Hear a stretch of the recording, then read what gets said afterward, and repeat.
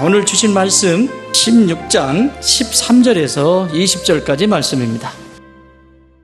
교독하겠습니다. 저녁에는 메추라기가 와서 진에 덮이고 아침에는 이슬이 진 주위에 있더니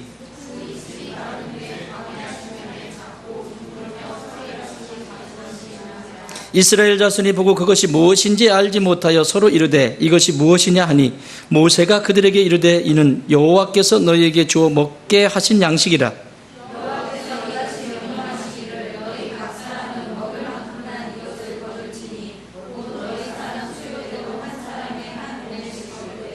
각 사람이 그의 전에 있는 자들을 위하여 거둘지니라 하셨느니라. 이스라엘 자손이 그같이 하였더니 그 거둔 것이 많기도 하고 적기도 하나 오멜로 되어본즉 많이 거둔 자도 너무 많고 적게 거둔 자도 부족한 일 없이 각 사람은 먹을 만큼만 거두었다. 모세가 그들에게 이르기를 아무든지 아침까지 그것을 남겨두지 말라 하였으나 그들이 모세에게 순종하지 아니하고 더러는 아침까지 두었더니 벌레가 생기고 냄새가 난지라 모세가 그들에게 노하니라. 아멘. 자, 오늘 미라클 다섯 번째, 이것이 무엇이냐. 오늘 말씀 제목 뭐라고요? 이것이 무엇이냐. 이것이 무엇이냐. 엘림에서 충분한 쉼을 얻은 이스라엘 백성들은 어디로 가죠? 이제 엘림에서 광야로 길을 접어듭니다. 그 광야가 어디냐? 그 광야가 어디냐? 신광야입니다. 무슨 광야? 신광야. 여러분, 광야길을 이스라엘 백성들을 걸어가요. 그 뜨거운 길, 정말 힘든 길. 우리 인생이 이 정도 광야라고 그랬죠. 예측할 수 없는, 미래를 예측할 수 없는, 무엇이 나타날지 모르는. 여러분, 1분 뒤에 여러분에게 무슨 일이 일어날지 아세요? 아무도 모릅니다. 그게 광야예요. 그런데 신광야로 접어들었습니다. 엘림에서 충분히 먹고 쉬고 그곳에서 출발을 해서 시내산까지, 이집트에서 남동쪽으로 내려가면 시내산이 있습니다.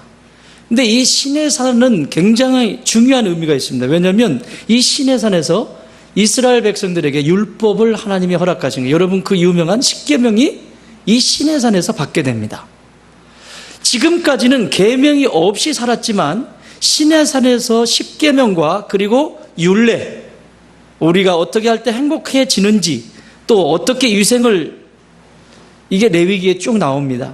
OPS 하면서 공부하시겠지만 어떻게 해야, 부부관계는 어떻게 해야 건강한 것인지, 음식은 무엇을 먹어야 건강한 것인지, 이웃과의 관계는 어떻게 해야 건강한 것인지, 이런 규례들도 그곳에서 주십니다.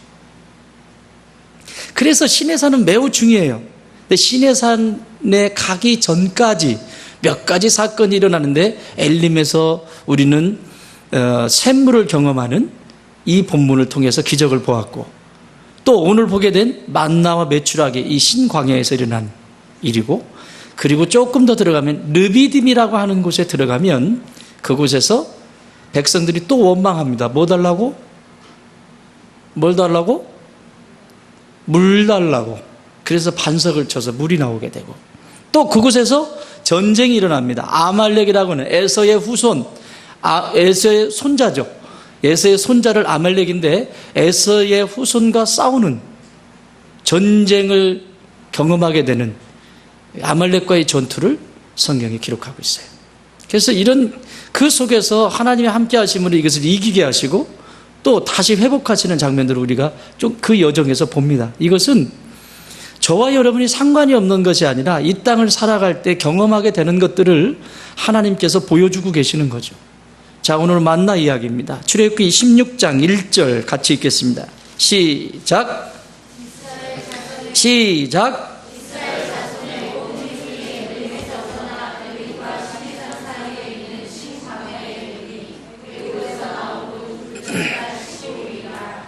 자, 엘림과 어디 사이?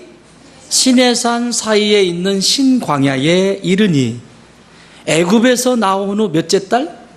둘째 달 며칠? 15일, 75일이 됐단 말입니다.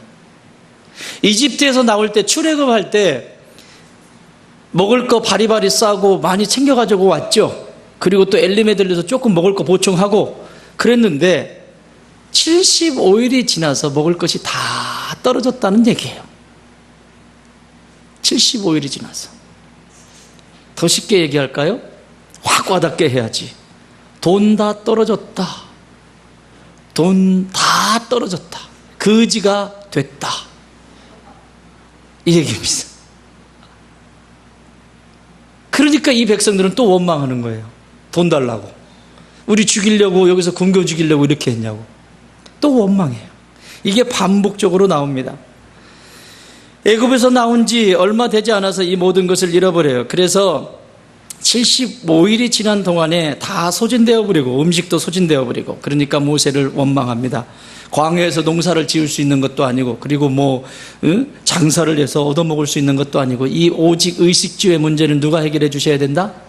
하나님. 여러분 오늘 아침 드셨어요? 어제 드셨어요? 지금 밥 3끼 드시고 계십니까? 여러분 부자예요. 아멘 안 하지? 부자입니다. 얼마나 부자인 줄 아세요? 밥 3끼 굶지 않고 지금 먹고 있는 게 얼마나 부자인 줄 아세요? 이 지구상에 지금? 그런데도 많대 적대?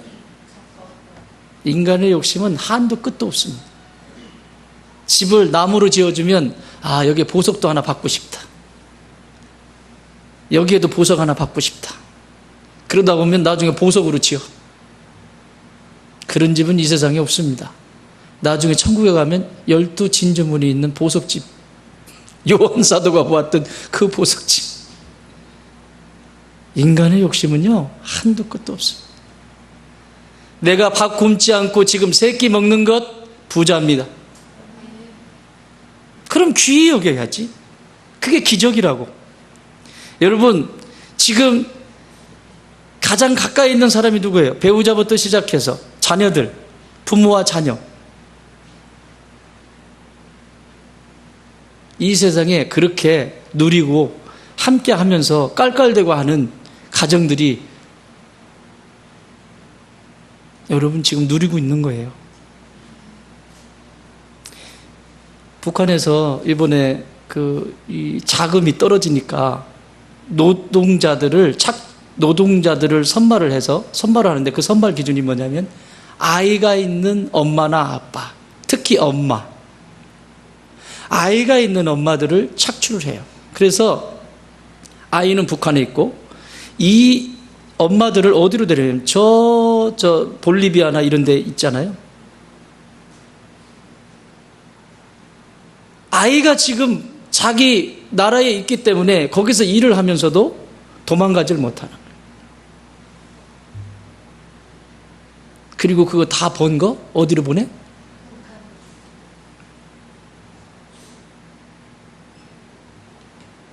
여러분 아이들과 따뜻한 대화할 수 있습니까? 배우자와 지금 얘기할 수 있고 밥 한 끼 먹을 수 있습니까? 부자입니다. 부자예요. 그런데도 뭔 불만이 그렇게 많아. 인간의 욕심은 한도 끝도 없습니다. 오늘날로 말하면 이 광경은 만나가 떨어졌다면 돈이 다 떨어졌다는 말이에요. 이것을 보고 이스라엘 백성들이 이렇게 말합니다. 16장 15절 시작. 이스라엘 자손이 보고 그것이 무엇인지 알지 못하여 서로 이르되 이것이 무엇이냐 하니 모세가 그들에게 이르되 이는 여호와께서 너희에게 주어 먹게 하신 양식이라. 하나님이 이스라엘 백성들이 양식이 없다고 부르짖고 원망하니까 하나님이 만나라고 하는 이 양식을 저녁에 이스라엘 백성들이 잘 때 밤에 지면에 내리게 하십니다. 마치 서리처럼. 근데 그 두께가 1규빗이면 여기 중지부터 어른 성인 중지부터 이 팔꿈치까지의 사이즈가 1규빗입니다. 이렇게 사이즈를 쟀어요. 그러면 요게 보통 45에서 50cm 정도 돼요. 그러면 이스라엘 진영에 한 50cm 정도의 이 씨앗처럼 가느다란 씨앗처럼 생긴 것이 쫙 하얗게 쫙 깔려 있어요. 환상적이지 않겠습니까? 원 없이 먹어라. 부족하게 줬어요? 많이 줬어요? 만약에 살짝 1cm 깔아놓고 그거 퍼가라 이랬으면, 따라합시다. 하나님은 우리에게, 나에게 풍족하게 주신다. 그게 기적이라고, 그 자체가. 그런데 그 풍족하게 준 것을, 그 풍족한 것을 풍족하다라고 말하지 않아요. 늘 하나님이 나에게 풍족하게 주신다는 걸 말하지 않아요. 그러니까 뭐라고 하냐면, 이 백성들이 뭐라고 지금 15절에 묻습니까? 모세에게. 이것이 뭐냐? 이것이 무엇이냐? What is this? 이거 뭐냐 도대체? 뭐냐 이거? 그랬더니 모세가 뭐라고 대답합니까? 만나 이렇게 얘기합니까? 잘 읽어보세요. 뭐라고 얘기하죠? 이는 여호와께서 너희에게 주어 먹게 하신 뭐다? 양식이다. 이게 중요해요. 만나에 꽂히지 마세요. 이것이 무엇이냐라고 묻는 질문에 모세는 분명하게 얘기합니다. 여호와께서 너희에게 주는 양식이다. 이 양식이 너희에게 기쁨이 될 것이고, 이 양식이 너희에게 소망이 될 것이고, 이 양식이 너희들을 풍족하게 할 것이다. 그러나 반대로 이 양식으로 인하여 너희가 또 근심이 될 수도 있고, 이 양식으로 인하여 너희가 어려움을 겪을 수도 있다. 반면에. 그래서 이 사건을 통해서 이것이 무엇이냐라고 하는 질문에 모세는 하나님이 먹게 하실 거라고 말하는데, 오늘날로 말하면 이런 거죠. 이 사람이 누구냐? 내 옆에 있는 사람, 당신 옆에 있는 사람이 누구냐? 라고 묻는다면, 글쎄요, 그냥 한 입을 덮고 자요. 이 정도로 말하는 사람이 있고, 내 소중한 남편이고 내 소중한 아내요, 이렇게 말하는 사람이 있을 거예요. 옆에 있는 아이를 데리고 가는데 이 아이가 누구냐? 라고 누군가가 묻는다면, 그래요? 아유, 그냥 마지못해서 데리고 다녀요. 이러는 사람이 있을 거고, 내 사랑스러운 내 아들이고 내 딸입니다. 라고 말하는 사람도 있을 거예요. 그런데 완전히 다르죠, 차원이. 그래서 오늘 이 본문을 통해서 여러분이 이 두 가지 질문에 답을 하실 수 있어야 됩니다. 이 양식에 대해서 두 가지 질문 드리겠습니다. 첫 번째 질문. 눈에 보이는 전부를 한꺼번에 받을 것인가? 내 눈에 보이는 거 전부를 한꺼번에 받을 것인가? 아니면 날마다 필요한 만큼 양식을 받을 것인가? 전자, 후자? 에? 진짜? 뭐 맨날 전자로 가면서 한꺼번에 주세요. 한꺼번에 이번에 좀 대박나게 로또 이런 거.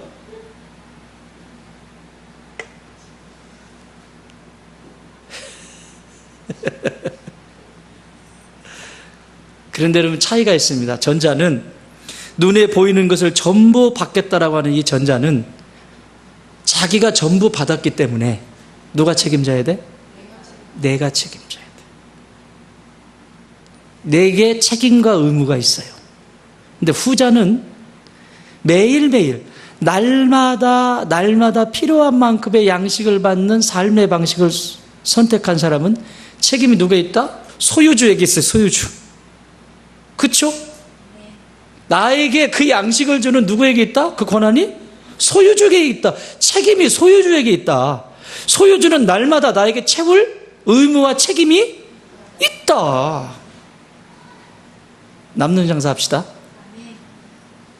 전자, 후자? 진짜? 확실히? 후회 안 해요? 좀 힘들 텐데. 후자는 책임이 소유주에게 있어요. 다시 말하면 후자는 책임이 하나님께 있어요. 여러분, 제가 이런 말 자주 하죠. 큰 일이든 작은 일이든 길을 갈 때, 오갈 때, 어느 곳에든지 어떠한 일이 있을 때마다 하나님께 여쭤보라고, 물어보라고. 하나님, 이거 어떻게 할까요? 물은 것에 대해서는 누가 책임지신다? 안 물은 것. 그것 때문에 지가 책임도 못 져, 사실은. 엄밀히 말하면. 또 나중에 하나님이 책임지시긴 하는데, 어쨌든 그 묻지 않은 것 때문에, 하나님께 묻지 않은 것 때문에 빙글빙글 도는 거죠. 그래서 직선으로 갈 길을 뱅글뱅글 돌아서 그러고 얘기하지. 참, 나 인생이 힘든 인생을 살았다. 나 참 험악한 인생을 살았다. 야곱처럼 이런 얘기하는 거예요. 야곱 뭐라고요? 한꺼번에. 야곱의 삶의 스타일은 한꺼번에. 퉁! 끝! 그것 때문에 평생 얼마나 힘들은 줄 아십니까? 바로 앞에서 야곱이 딱 섰는데 내 연수가 몇이냐 그랬더니 야곱이 이렇게 얘기합니다. 연수는 묻지도 마시오. 어쨌든 연수는 묻지도 말고 내 인생은 험악한 세월을 견디고 살아왔습니다. 누가 그렇게 했어요? 하나님이? 잘 대답하셔야 돼요. 이거 하나님이 하셨어요? 자기가 했어요? 우리의 삶도 이럴 수 있어요. 그래서 오늘 이 만나는 이것이 무엇이냐라고 묻는 이 질문에 정확하게 대답을 해야 돼요. 전부를 취할 것이냐, 아니면 날마다 그분이 부어주시는 대로 먹고 즐거워하고 행복할 것이냐.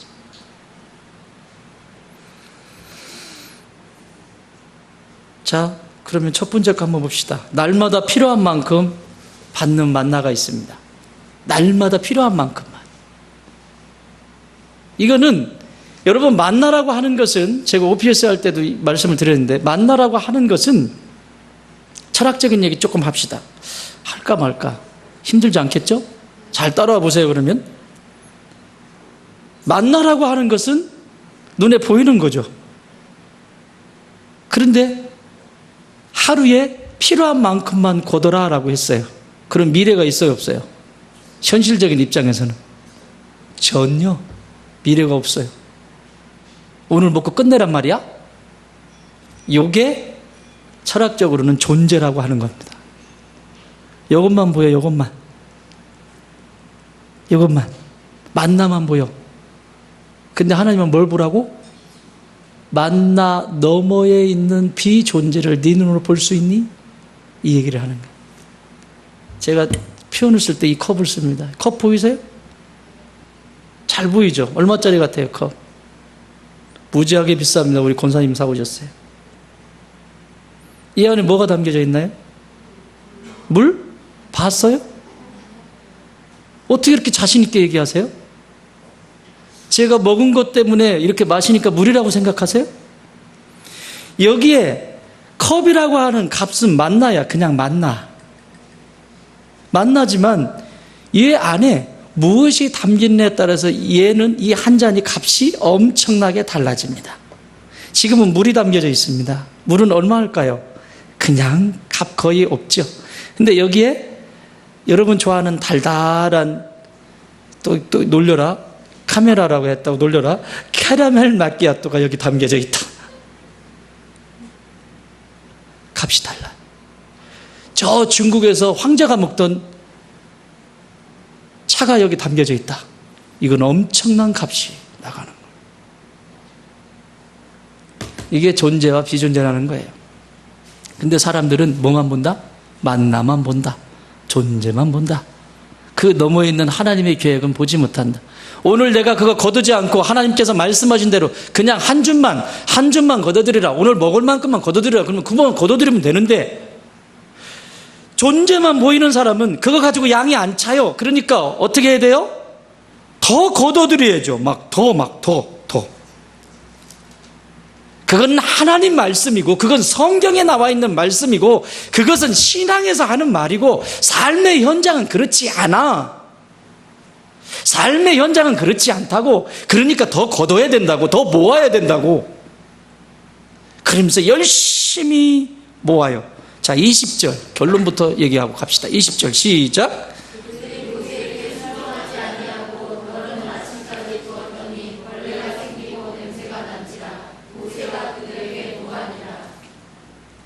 거두지 말라고 했는데 거뒀더니 어떻게 됐어요? 벌레가 나고 악취가 나. 이게 존재와 비존재라는 거예요. 인생이, 사람은 존재라고 하는 건 저기 지나다니는 사랑의 해영이도 볼 수 있는 거예요.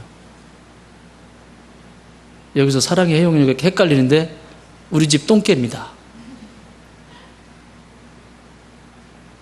눈이 열려있는 모든 동물들은 볼 수 있는 게 존재라고요. 하나님이 형상대로 지음받았다라고 하는 것은 존재 너머에 있는 그 하나님과 동행하면서 풍요를 누리기를 원하신다고. 눈에 보이는 정도. 날마다 필요한 만큼 받는 이 만나의 기쁨을 누리는 사람은 그 너머의 것을 보는 사람들입니다. 예수 믿고 살아가면서 인생의 광야에서 돈이 떨어지고 빌릴 수도 없고 어떤 반응, 이게 참 힘든 상황이잖아요. 16장 3절 읽겠습니다. 시작. 그들에게 이르되 우리가 애굽 땅에서 고기 가마 곁에 앉아있던 때와 떡을 배불리 먹던 때에 여호와의 손에 죽었더라면 좋았을 것을 너희가 이 광야로 우리를 인도해 내어 이 온 회중이 줄여 죽게 하는도다. 여러분, 애굽 땅이 어디입니까? 이렇게 불만을 쏟아보죠. 애굽 땅이 어디예요? 노예. 똑같이 짐승처럼 개나 돼지처럼 주는 대로 먹고 자고 주는 대로 먹고 자고 하는 땅이 애굽 땅이라고. 거기에 노예로 있었던 것을 하나님이 선택하셔서 꺼내주신 것. 그래서 출애굽이라고, 출이집트라고 꺼내주셨는데 그거 먹을 것 조금 없다고. 그 너머에 있는 하나님이 보이지 않으니까, 비존재처럼 보이는 그 하나님이 보이지 않으니까 불평을 쏟아놓는데 뭐라고 막말을 해요? 애굽 땅에서 고기 가마 곁에 앉아있던 때와 떡을 배불리 먹던 때에 여호와의 손에 죽었더라면. 왜 죽는데 왜 여호와의 손에 죽어요? 죽으려면 그냥 죽지. 이게 양가 감정입니다. 이게 구원은 받고 싶고 이 세상의 것도 다 누리고 싶고 두 가지를 다 가지고 있는, 이게 신앙의 여정이에요. 이스라엘 백성들이. 이런 상황에서 하나님이 이렇게 모세에게 말씀합니다. 4절 시작. 그때 여호와께서 모세에게 이르시되 보라, 내가 너희를 위하여 하늘에 양식을 비같이 내리리니 백성이 나아가서 일용할 양식을 그것을 날마다 거둘 것이라. 이같이 하여 그들이 내 율법을 준행하나 아니하나 내가 뭐하리라? 시험하리라. 그만큼을 줬는데 그만큼 거두라고 했는데 더 거두는지 그만큼에 만족하는지 뭐 하겠다? 시험.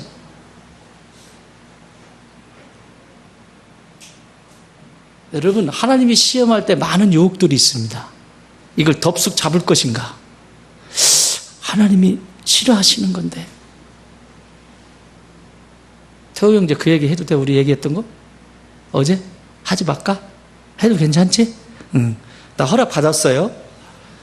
저 친구가 이 카메라로 촬영을 하고 사진을 찍는 게 경력이 17년입니다. 근데 어제 차를 한잔 마시면서 이런 얘기를 했어요. 촬영을 하다 보면 별의별 군데에서 촬영해달라는 데가 많이 나와요. 응? 그런데 이렇게 이제 신앙을 갖게 됐잖아요. 우리 형제님이 신앙을 갖고 지금 맨 앞자리 이 둘이 앞으로 차기 장로들, 여기 아멘 해라.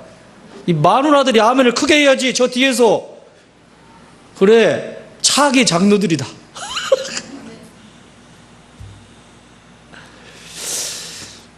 차를 한잔 마시는데 이런 얘기를 해요. 목사님, 일이 들어왔는데, 일이 들어와서 전화를 받았는데 무슨 일이 들어왔대? 아침 8시부터 9시? 저녁 9시? 예, 아침 7시부터 밤 9시까지 굿 있잖아, 굿.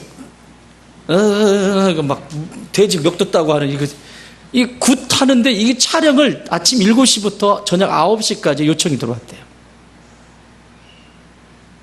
여러분, 내 삶이 풍요로우면 안 갑니다. 그럴 수 있어요. 그런데 우리 형제님 열심히 사시지만 참 어렵거든요. 어렵거든요. 여러분, 그거 한 건 잡으면 돈 되지? 그거 맞나? 그게 맞나? 만나. 그런데 그 순간 딱 분별력이 생기는데, 이거 하나님 기뻐하시는 게 아니야. 그래서 그분에게 정중하게, 저는 예수를 믿습니다. 촬영할 수 없습니다. 죄송합니다. 다른 분 연결해 드릴까요? 그걸 거절했어요. 멋있잖아. 우리 하나님 앞에 영광의 박수 올려줍시다. 이게 살아있는 신앙이에요. 본인이 있어서 얘기를 해서 내가 허락받고 했잖아, 지금. 그러면서 그 다음이 참, 목사는요, 이런 때 이 마음에요, 감동이 그냥, 그 다음이 더 중요해. 뭐라고 하냐면, 하마터면, 내가 그렇게 해서 번 돈으로 우리 아이들 먹일 뻔했대. 우리 가족들을 먹일 뻔했대.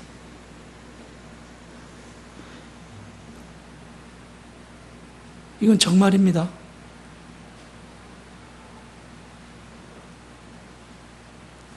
그것을 먹고 자라는 아이가 건강하게 자랄 수 있을까요? 돈이면 답니까? 그렇게 벌어서, 그렇게 해서 가족들에게 부양을 한들, 그것을 아냐 모르느냐가 중요한 게 아니라, 그렇게 해서 부양을 한들 그 가족들이 행복할 수 있겠냐고. 오늘 이 본문과 똑같아서 제가 지금 양해를 구하고 말씀을 드린 거예요. 날마다 필요한 양식을 공급받는 사람은 누구냐? 옳고 그름을 하나님이 기뻐하시고 기뻐하시지 않는 것을 분별할 수 있는 능력이 있는 사람. 그래야 매일매일 날마다 그 양식을 공급받습니다. 이건 끊어지지 않아요.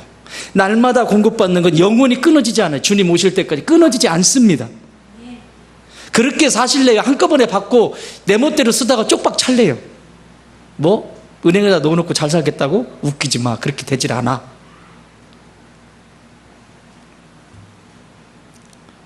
이게 하나님이 보시는 모습입니다. 얘가 어떻게 하나? 테스트와 템프테이션은 달라요. 테스트하고 계시는. 이걸 줘보고 어떻게 하나? 그런데 어떻게 했어요? 이게 하나님이 기뻐하는 건지 싫어하는 건지도 모르고 어떻게 됐다? 벌레가 생기고 냄새가 났다. 누가복음 17장 11절에 보면 사마리아와 갈릴리 사이를 예수님께서 지나가시면서, 사마리아와 갈릴리는, 사마리아는 이방인, 갈릴리는 유대인입니다. 사마리아와 갈릴리 사이를 지나가시다가 10명의 나병 환자를 만납니다. 그리고 이 10명의 나병 환자를 만나서 깨끗하게 치유하시는 장면을 기록하고 있는데, 이것은 10명 중에 사마리아인처럼 이방인과 또 갈릴리처럼 유대인이 있을 수 있다는 것을 말씀하고 있는 거예요. 그런데 이것을 누구에게 보여주래요? 제사장에게 가서 보여줘라. 여러분, 문둥병은 못 고치는 병입니다. 이 당시에는 기적이 아니면 고침을 받을 수가 없습니다. 그냥 죽는 거예요. 걸리면 그냥 죽는 거예요. 가족들과도 분리되어야 됩니다. 왜? 전염이 되니까. 같이 살 수도 없습니다. 외로움이죠. 그냥 몸만 떨어지는 것이 아니라 이 심리적인, 이 정신적인, 영적인 모든 것이 다 분리되는 것.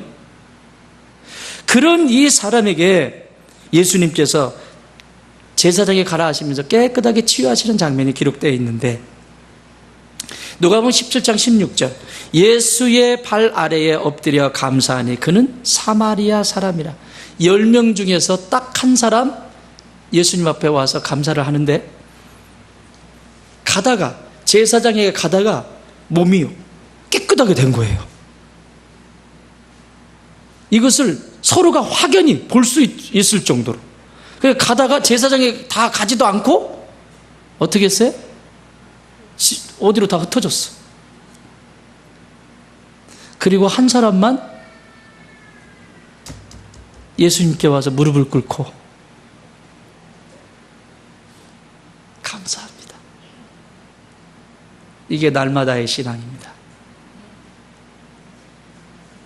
매일매일 만나를 누리는 사람의 신앙입니다. 그런데 나머지 9명은 지금도 쌀거리고 다니잖아요. 저기 안 보여요? 여러분 눈에 안 보이나요? 그 9명 쌀거리고 다니잖아요. 그래서 이 9명 쌀거리고 다니는 사람 가지고 돈 벌어먹고 있는 사람 있어요. 이은하.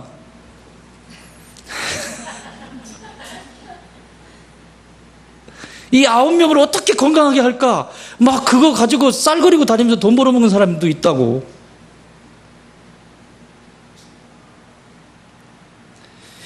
지금 이 세상에 수없이 많은 사람들이 예수님 없이도 살 수 있을 것처럼 자신의 필요를 채워주니까 지금 현재의 모든 갈등과 이가 조금 벗어나니까 예수님 없이도 그분께 예배하지 않아도 내가 그냥 내 멋대로 살아도 만족할 것처럼 사는 9명의 사람들이 수도 없이 많습니다. 그러나 그것은 만나를 매일매일 받는 것이 아니라 한꺼번에 취하는 욕심쟁이들. 그러면 그 책임은 내가 져야 돼. 의무감은 따르고. 예수님이 찾아온 이 사람에게 해결책을 주십니다. 누가복음 17장 17절. 예수께서 대답하여 이르시되 10사람이 다 깨끗함을 받지 아니하였느냐? 그 9은 어디 있느냐? 속상하신 거죠.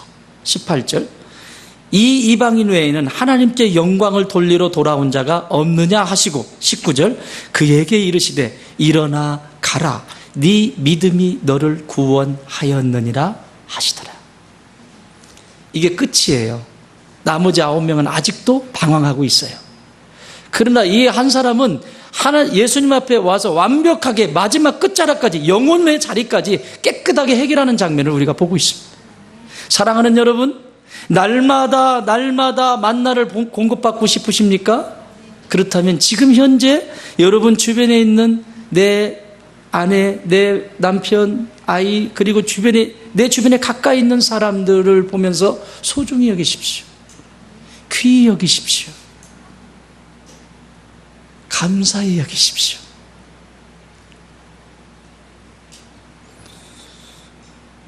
이런 말이 있죠. 무엇이든지 넘치도록 가득 채우는 것보다 적당하게 멈추는 것이 좋다.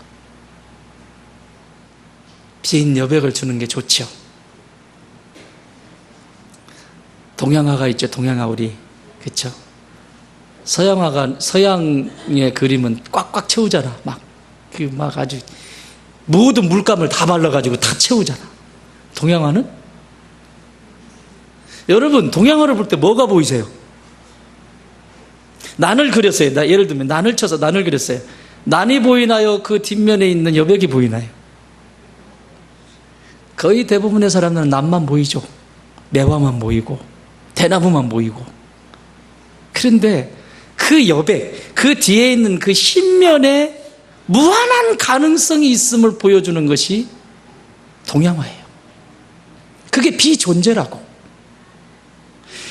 앞에 보이는 대나무, 앞에 보이는 난이 중요한 게 아니라 그 뒤에 그 존재가 중요한 게 아니라 그 뒤에 있는 그 여백에 무궁무진하게 채워 넣을 수 있는 것을 표현하고 싶어서 그렇게 그림을 그리는 거라. 그런데 존재의 방식대로 움직이는 사람들은 항상 난만 보이고 매화만 보이고 참새만 보이고 대나무만 보이고 그거 가지고 어떻게 해보려고. 무엇이든지 넘치도록 가득 채우는 것보다 적당히 한 게 좋아요. 칼은요, 칼 날카롭게 갈아 보세요. 칼날 상하기 쉽죠. 여기 바위에다가 딱 한번 때려봐. 좀 무디게 갈면 단단이라도 하지. 탁 나가버려. 여러분이 배우는 학문도 그렇고 여러분이 교회 속에서든 어느 속에서든지 훈련을 받고 하는 것은 뭐예요? 날을 세우는 거예요. 날을. 그런데 그 칼날을 세울 때 자기 방식의 칼날을 너무 날카롭게 세우면 이 칼에 다 맞아 죽습니다. 잘립니다. 얘는 이래서 잘리고 쟤는 저래서 잘리고 얘는 이래서 잘리고 계속해서 자르고 다니는 거죠. 자르지 말아야 될 것까지 막 자르고 다니죠. 그러다가 땅 때렸는데 아닌게벼 했는데 뭘 때렸어요? 바위를 때려버렸네요. 그럼 누가 아파? 지가 아픈 거예요. 그것도 상처 입었다고 하는 거예요.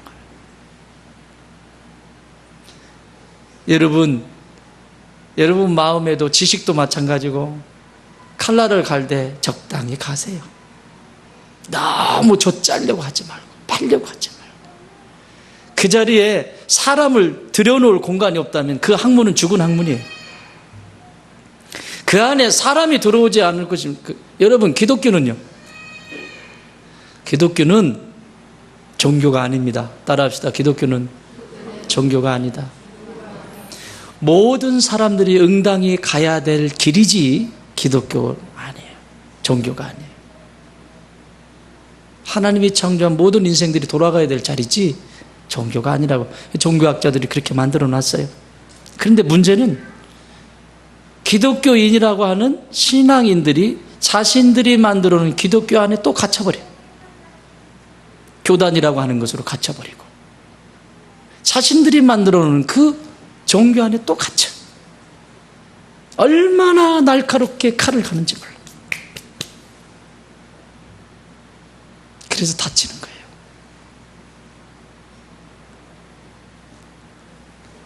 건강한 신앙은 사람 냄새가 나는 겁니다. 예수를 10년, 50년, 100년을 믿었는데 그 안에 사람 냄새가 안 나. 혼자만 신령해가지고 쓸데없습니다. 여기 있는 목사, 제가 여기 강단에서 주님의 말씀 대언할 때와 내려갈 때하고 여러분 어떻든가요? 여기에서 하나님이 주시는 권위를 가지고 주의 말씀 대언하지만 여러분 대할 때 그렇게 대하지 않잖아요. 사람은 사람 냄새가 나야 돼. 너무 무디게 갈지만. 집안에 돈 많아 보세요. 금덩어리가 집안에 있고 그러면 어떻게 되죠? 마음 편히 잘 수 있습니까? 근데 아무것도 없는 저희 집은 문 다 열어놓고도 끄떡없어요. 가져갈 게 없으니까. 여러분들도 그래요? 다 거지들만 있어가지고.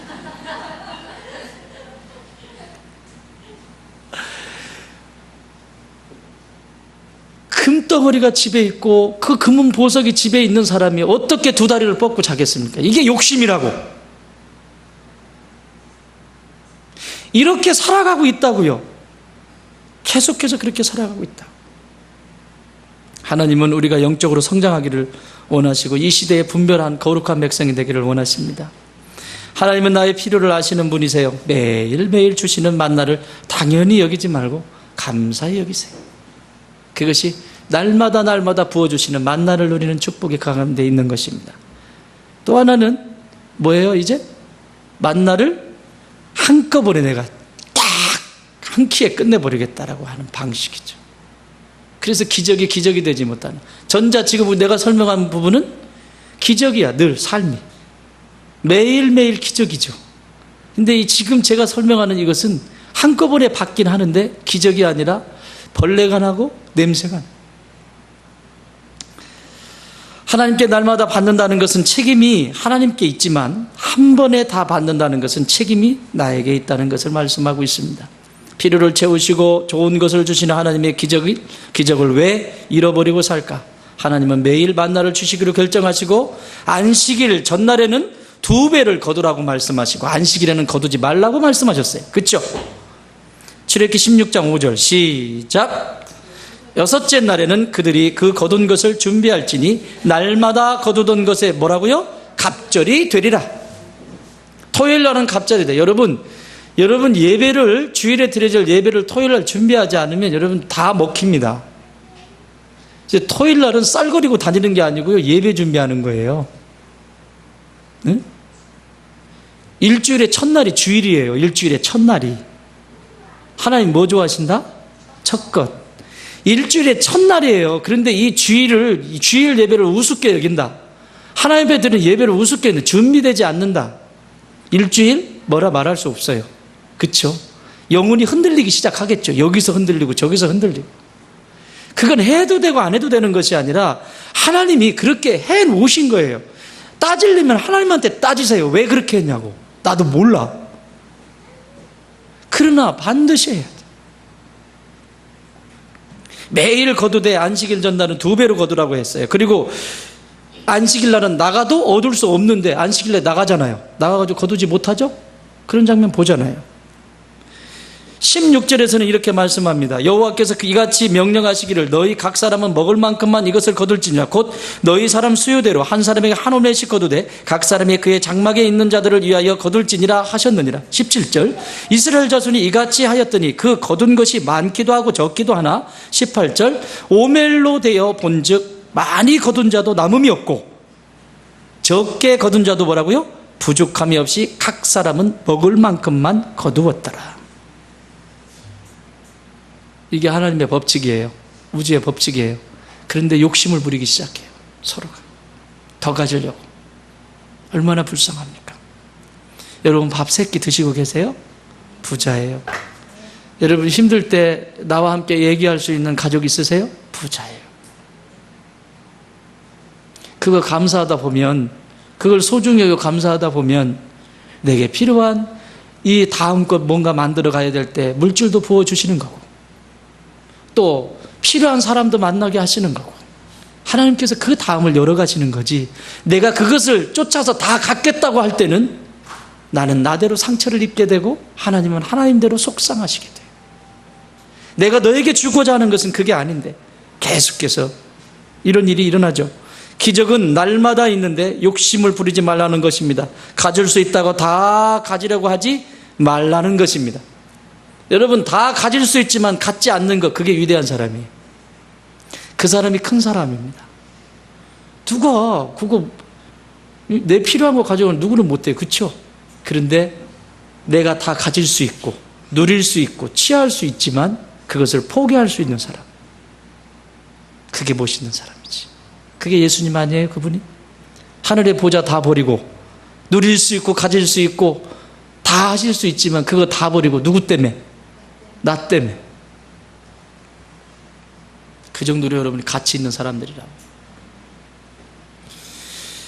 만나의 기적을 통해서 광야를 사는 나에게 교훈하시는 것입니다. 16장 24절 시작. 그들이 모세의 명령대로 아침까지 간수하였으나 냄새도 나지 아니하고 벌레도 생기지 아니한지라. 그렇죠. 말 잘 들었을 때. 또 27절 일곱째 날에 백성 중 어떤 사람이 거두러 나갔다가 얻지 못하니라. 가서 얻는다 못 얻는다? 못 얻는다. 자, 19절 20절 시작. 모세가 그들에게 이르기를 아무든지 아침까지 그것을 남겨두지 말라 하였으나 그들이 모세에게 순종하지 아니하고 뭐하지 아니하고 순종하지 아니하고 더러는 아침까지 두었더니 벌레가 생기고 냄새가 난지라. 모세가 그들에게 노하니라. 벌레가 나고 냄새가 나게 되어 있습니다. 욕심 부리지 마세요. 벌레 나고 냄새 납니다. 그거 음식 먹는다고 잘 될 턱이 있겠습니까? 여러분 아이들에게 좋은 거 먹이고 싶은 부모의 마음, 여러분의 자녀들에게, 여러분 가족들에게 농약 처바른 그냥 막 그런 음식을 가족들에게 주고 싶은 부모가 있습니까? 뭐 주고 싶어요? 좋은 거 어떤 거? 요즘 나오잖아. 유기농 비싼 거 알아가지고. 하나님이 오늘 이 만나 사건을 통해서 우리에게 가르쳐 주시는 건 난 니네들이 농약 묻어있는 그런 음식 말고 전혀 세상의 것이 섞이지 않은 유기농 음식 주고 싶다. 이 얘기예요. 아까 우리 설명했던 것처럼 우리 태호 형제가 내가 이것을 이렇게 잡았을 때 이것이 만약에 우리 아이들이 이렇게 해가지고 그렇게 먹인들 아이들에게 어떤 유익이 있었을까까지 생각하는, 그 너머에까지 생각하는,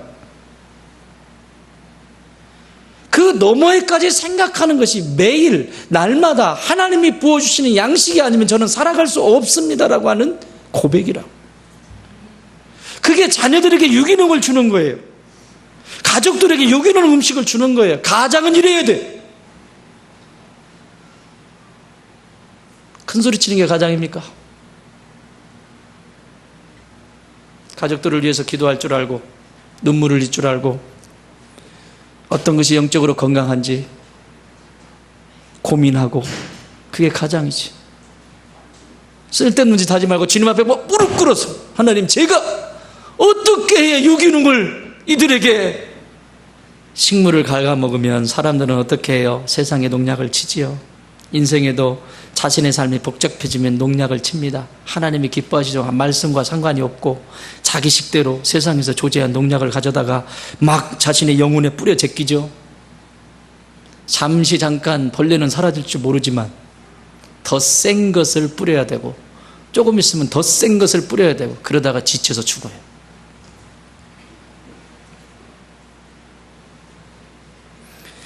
이런 삶을 알았던 솔로몬은 하나님의 만나를 경험한 사람입니다. 그러나 그 역시 날마다 주시는 것에 감사하지 못하고 욕심을 부림으로 자신의 삶과 영혼에 벌레가 생기고 악취가 나는 삶을 살았습니다. 그리고 훗날에 날마다의 하나님, 매일매일 양식을 부어주신 하나님을 만나면서 그는 이렇게 고백하고 있습니다. 잠언서 30장 8절. 곧 헛된 것과 거짓말을 내게서 멀리 하옵시며 나를 가난하게도 마옵시고 부하게도 마옵시고 오직 필요한 양식으로 나를 먹이시옵소서. 필요한 양식. 여러분, 예수님이 우리에게 무슨 기도를 가르쳐 주시죠? 주님의 기도. 뭐라고요? 일용할 양식을 내게 주시옵시고. 뭐가 부족해서 맨날 부족하다고, 그냥 힘들어서 들어오면 서로가 지쳤는데 못 잡아먹어서 안달이고, 다 힘들잖아요. 힘든 삶을 살아가면 서로가 위로해야 될 거 아니야.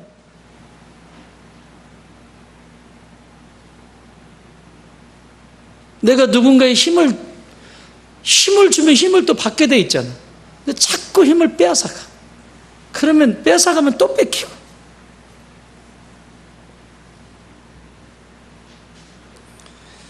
오늘날 젊음이라는 이유로, 스펙이라는 이유로 얼마나 많은 만나를 거두어들이고 있습니까?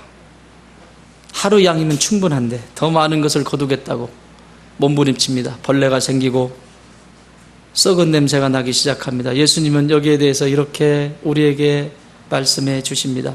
마태복음 6장 25절. 그러므로 내가 너에게 이르노니 목숨을 위하여 무엇을 마실까, 무엇을 먹을까, 무엇을 마실까, 몸을 위하여 무엇을 입을까 염려하지 말라. 목숨이 음식보다 중하지 아니하며 몸이 의복보다 중하지 아니하니. 26절. 공중의 새를 보라. 심지도 않고 거두지도 않고 창고에 모아들이지도 아니하되 너희 하늘 아버지께서 기르시나니 너희는 이것들보다 귀하지 아니하냐. 27절. 너희 중에 누가 염려함으로 그 키를 한 자라도 더할 수 있겠냐. 여기서 키는 이 키가 아니고 생명의 생명. 너희의 생명을 한 자라도 더하게 할 수 있겠냐.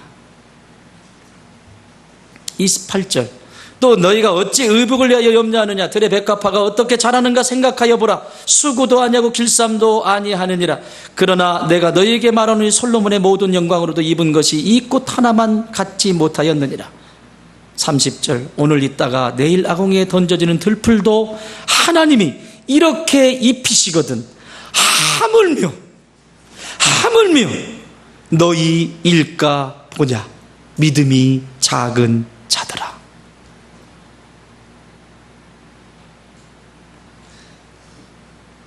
세상이 뭐라고 하는 소리에 여러분 마음 뺏기지 마세요. 그러는 사이에 내 마음은 다 도둑질 당한.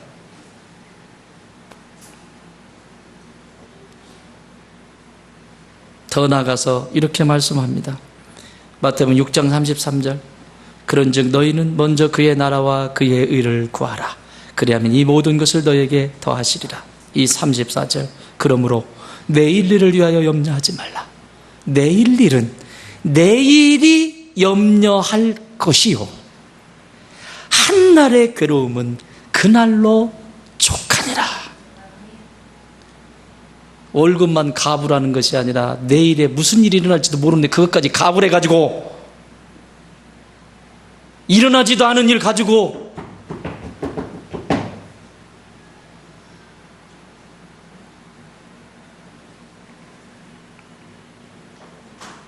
하나님은 오늘도 내게 영적 유기농으로 만나를 먹이시고 싶어 하십니다.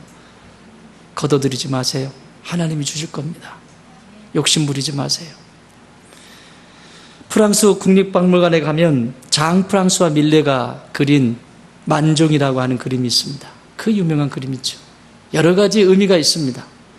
자신이 너무 가난해서 농부니까 프랑스의 한 이 밀레는 어려서부터 보고 자란 것이 도시가 아니라 이 시골의 모습만 봤기 때문에 모든 그림이 다 시골 풍경이에요. 그러니까 시골의 그 풍경 속에 아내와 남편이 기도하는 장면 아시죠? 만종.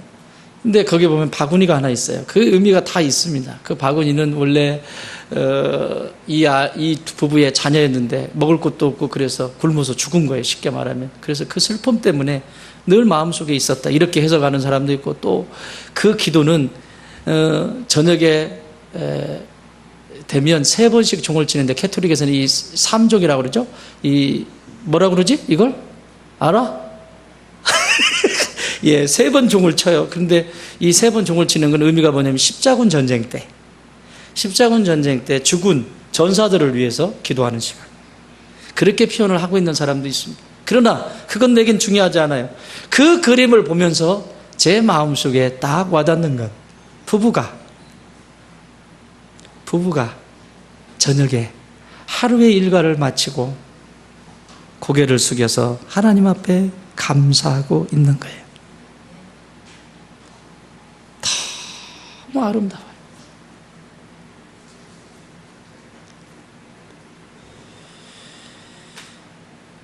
한 번에 전부를 다 가질 수 있는 것처럼 달려드는 것이 아니라 오늘 하루 이렇게 부어주심에 감사하고 내 곁에 남편 있음에 감사하고 아내 있음에 감사하고 지금 함께 할 수 있음에 감사하고 하루를 마무리하는 고즈넉한 저녁에 기도하는 장면입니다. 여러분, 저녁에 일이 끝나면 주의 성전에 들려서 잠시 하나님 앞에 오늘 하루 동안 일용할 양식 주셔서 감사합니다. 그리고 기도하고 가시잖아요. 그게 뭐예요? 굿랜드 11 FC 밀레의 만종처럼. 나는 형제님들이 이렇게 하고 있는데 자매님들도 이런 날이 속히 올 줄 믿습니다. 신랑들은 기도시키고 지들은 안 해.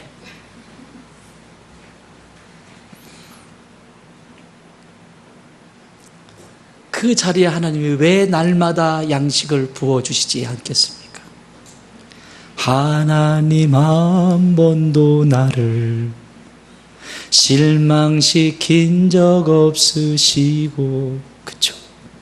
이것이 무엇이냐고 물으면 날마다 받아들이는 양식 만나라고 말씀하십시오. 세상 속에 속지 마십시오. 하나님이 내 인생에서 실망시키지 않고 계속해서 부어주신 그 하나님을 신뢰하고 지금 현재의 것에 감사하고 귀히 여기십시오. 그게 오늘 만나가 썩지 않는 비결입니다.